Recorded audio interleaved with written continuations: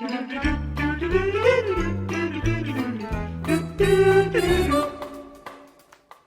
Gigi. I'm Poppy, and I am so glad you could join us today for story time.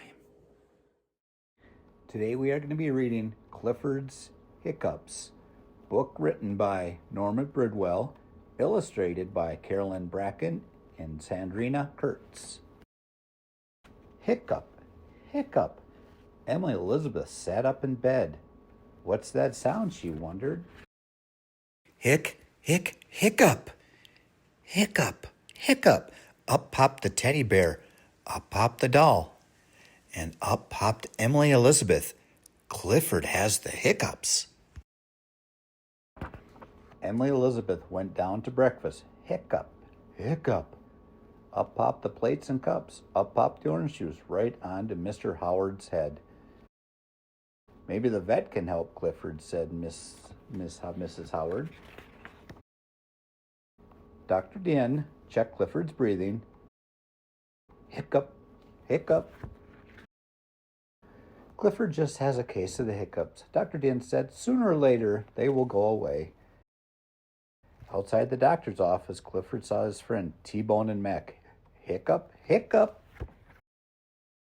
I know how to make Clifford hiccups go away, T-Bone said to Mac. I'll give him a little scare.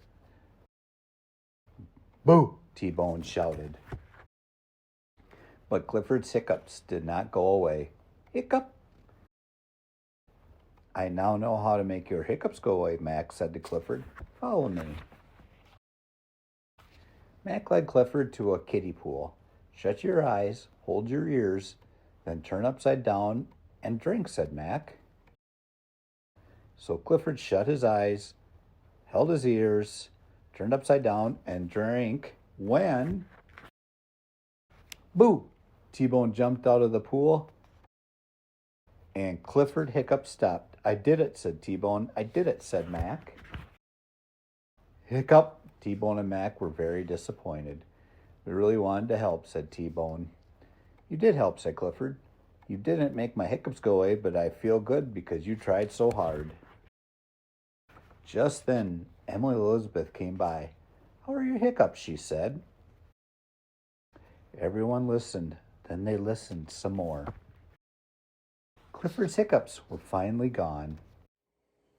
Thanks for reading along with us today. Join us again next time for Story Time with Gigi And Poppy. Phenomena. Phenomena. Phenomena.